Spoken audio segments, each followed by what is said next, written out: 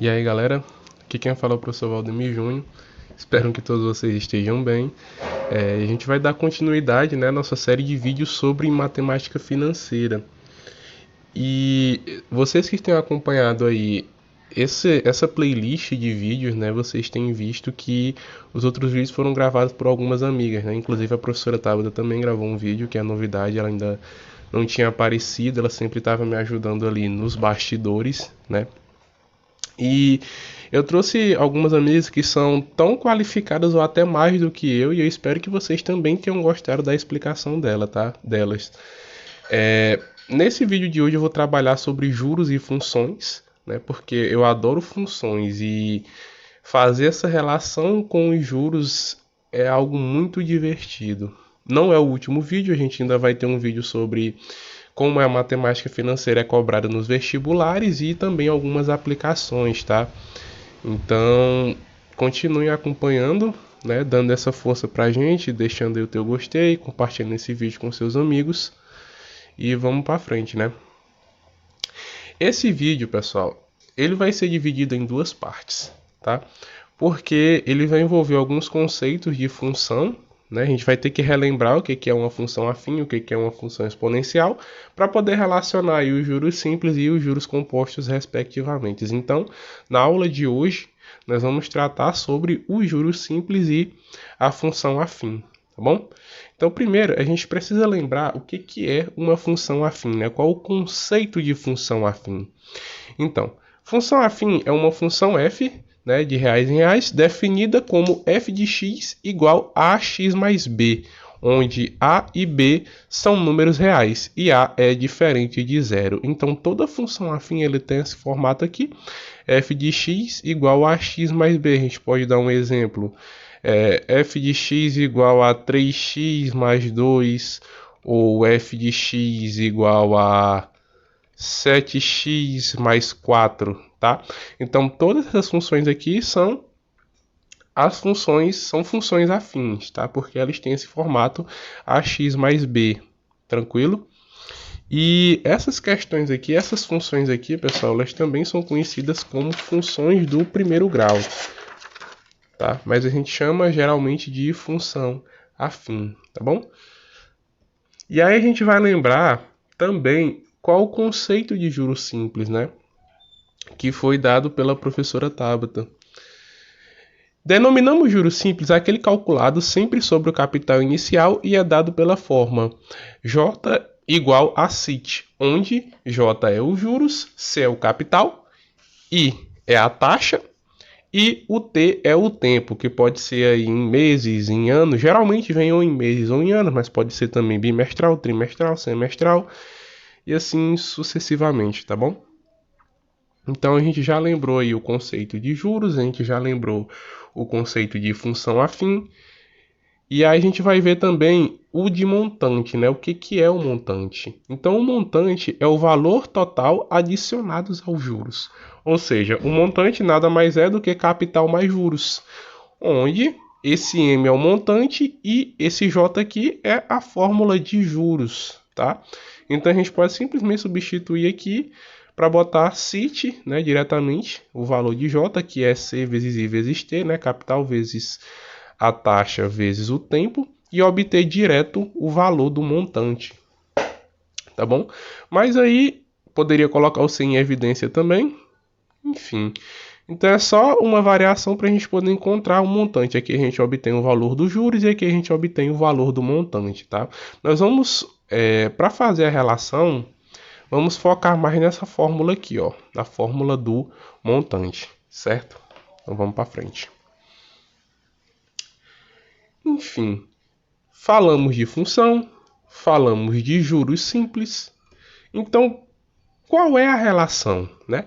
Qual é o assunto que a gente vai tratar no vídeo de hoje? Como que a gente vai relacionar os juros simples com funções afim, com funções do primeiro grau?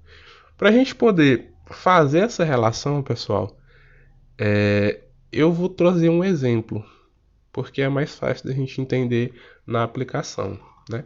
Então, vejamos esse exemplo aqui, ó. Vamos calcular um regime de juros simples a capital, um capital de R$ 1.000, que foi aplicado a uma taxa de 12% ao ano, tá bom? Então eu tenho um capital C, que é igual a R$ 1.000, tá? Eu tenho uma taxa I, que é igual a 12% ao ano, tá bom? E eu quero saber qual é, em regime de juros simples, né, esse capital, o retorno dele. A gente vai usar a fórmula do montante, tá bom? Ou seja, um montante, ele vai ser igual a capital vezes os juros, onde os juros é CIT, né? Então M é igual a C vezes, aliás, vezes não, mais, desculpa.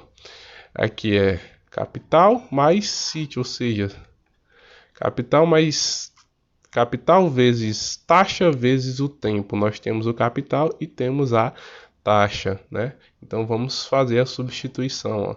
Então M vai ser igual ao capital de R$ 1.000 mais CIT, mais C vezes I vezes T, mais R$ 1.000 de novo do capital, vezes 12% da taxa anual, vezes o tempo, que é T, né?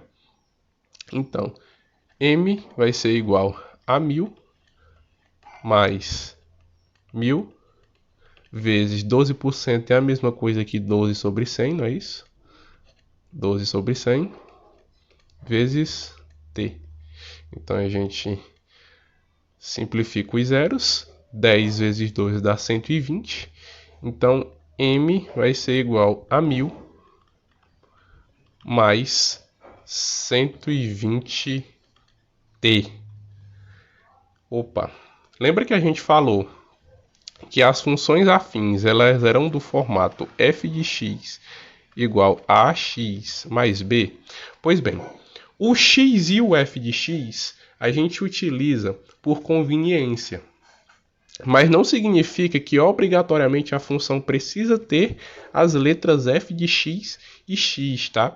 Então a gente tem aqui, de fato, uma função afim no formato ax mais b, né? O b seria 1.000, o 120 seria o a e o t é como se fosse o x, tá? E o m é o f de x. Então vamos escrever essa função aqui, deixa eu só mudar de cor, de uma forma que fique claro que isso é uma função afim, tá bom? Então, utilizando esse formato aqui, desculpa, utilizando esse formato aqui, f de x igual a x mais b, para essa função aqui, nós vamos obter a função m de t igual a 120t mais 1.000, tá bom?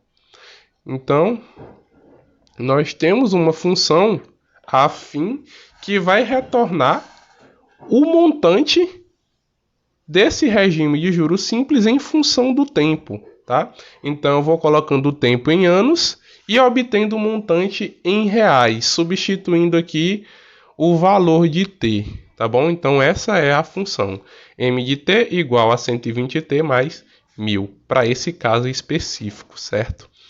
Então vamos fazer aqui uma comparação. Para t em anos, na função m de t igual a 120t mais 1.000, e o m em reais, né, que é o valor que a gente vai obter. Quando temos um ano, esse capital a regime de juros simples vai ficar 120, esse capital não, esse montante, desculpa. O m de 1 vai ser igual a 120 vezes 1 mais 1.000, vai ficar em 1.200. Quando t for 2 anos, vai ficar m de 2 igual a 120 vezes 2 mais 1.000.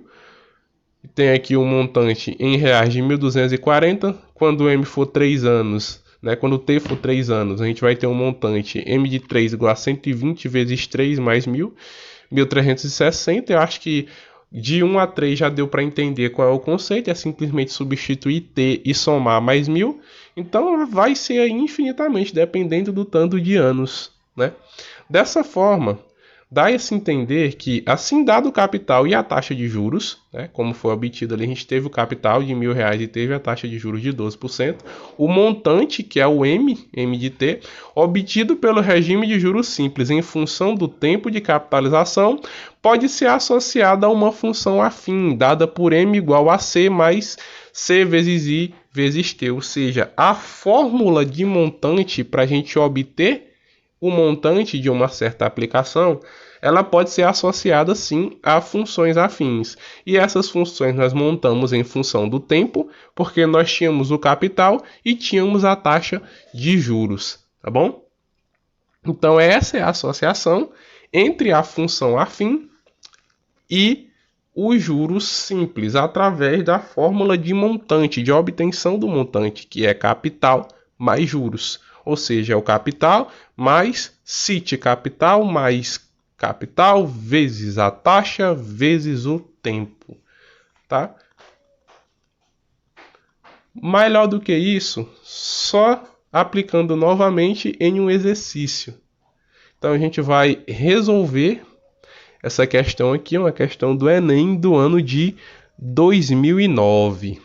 Ó, Paulo emprestou R$ 5.000 a um amigo, a uma taxa de juros simples de 3% ao mês. Considere X o número de meses do empréstimo e M de X o montante a ser devolvido para Paulo no final de meses. Nessas condições, a representação gráfica correta para M de X é... Então a gente tem aí as funções, né? E precisamos saber aí qual delas é a que representa a função M de X. Então a primeira coisa que a gente precisa fazer é montar essa função, né? Como é que essa função vai ficar? Então vamos lá resolver essa questão. Nós temos aqui o montante, e nós não sabemos quem é, M de X. Nós temos um capital que é dado por R$ 5.000. Temos uma taxa aí que é 3%, não é isso? 3% ao mês, correto? 3% AM. E não sabemos o tempo. O tempo aí que nós vamos chamar de X, porque aqui está M de X. Tranquilo, gente? Então, basta que nós utilizemos a fórmula de montante, da obtenção de montante, para poder saber aí qual é a função que vai representar essa questão. Então, ó, M de X vai ser igual a capital mais CIT mais juros, capital vezes taxa vezes tempo. Então, M de X vai ser igual ao meu capital de R$ 5.000 mais o meu capital de R$ 5.000 vezes a minha taxa de 3% ao mês vezes o tempo que é X, tá bom?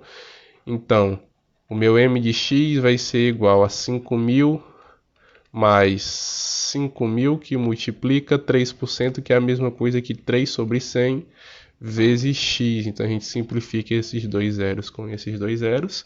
50 vezes 3 é igual a 150, 150 vezes X, 150x mais 5.000. Então colocando aqui no formato AX mais B, temos aqui M de X igual a 150x mais R$ 5.000. Então essa aqui é a fórmula de obtenção desse valor aí em função do tempo. O tempo que tem que ser ao mês, né? Porque a taxa também está ao mês. Mas enfim, a gente quer saber o gráfico, né? A gente quer saber qual é o melhor gráfico que representa aquela função. Essa função aqui, no caso. A função 150x mais 5.000. Então vamos fazer, né? Vamos montar esse gráfico. Deixa eu colocar aqui a função aqui em cima, ó. M de X é igual a 150x mais 5.000. E pessoal, é muito simples de fazer a representação dessa função, né? De uma função afim. Fazer o gráfico de uma função afim é muito tranquilo, é muito de boa. Então, nós só precisamos saber de duas coisas. O valor de A, do coeficiente A, né, que vai determinar se é uma função crescente ou decrescente. se o A for maior do que zero, essa função ela é crescente. Se o A for menor do que zero, essa função ela é decrescente, tá bom? E o valor de B, que é o valor onde o gráfico vai cruzar o eixo Y, tá bom? Então, ó, nessa função aqui especificamente, nós temos o A, que vale 150, e o B, que vale 5.000. Como 150 é maior do que zero, né? Então o meu A é maior do que zero, logo eu tenho uma função crescente, o meu gráfico ele vai crescer. E o valor de B é 5.000. Então essa função vai cruzar o eixo Y aqui, ó, no valor de 5.000. Vamos fingir que aqui seja o 5.000, tá? E ela vai ser algo mais ou menos assim, tá? Crescendo, né? Ela vai ser crescente, porque o valor de A é maior do que zero. Olhando para as nossas alternativas, a função que mais se parece, né, o gráfico que representa essa função aí, m de x igual a 150x mais 5.000, é o da letra A, né? Perceba que o da letra B, C e D não tem nada a ver. E o da letra E é o que mais se parece. No entanto, ele está decrescendo, né? A função A aqui é como se fosse menos 150. Não é 150 positivo, então ela é uma função crescente. Dessa forma, o gabarito da nossa questão é a letra A. Tá bom? Questãozinho muito tranquila, muito fácil de se resolver, desde que você saiba associar, né, juros simples a funções afim. Tá bom, gente? Então, eu espero que tenha sido bem esclarecedor esse vídeo. A gente não trabalhou nenhum conceito novo, apenas conceitos que nós já sabíamos, conceito de função afim e o conceito de juros simples, que foi visto com a professora Tabata. E no próximo vídeo, nós vamos tratar sobre juros compostos e função exponencial. Tranquilo? Então, até a próxima aula. Deixa o teu gostei aí, compartilha esse vídeo se você gostou. Pode deixar suas dúvidas aí no comentário. E até a próxima. Tchau, tchau.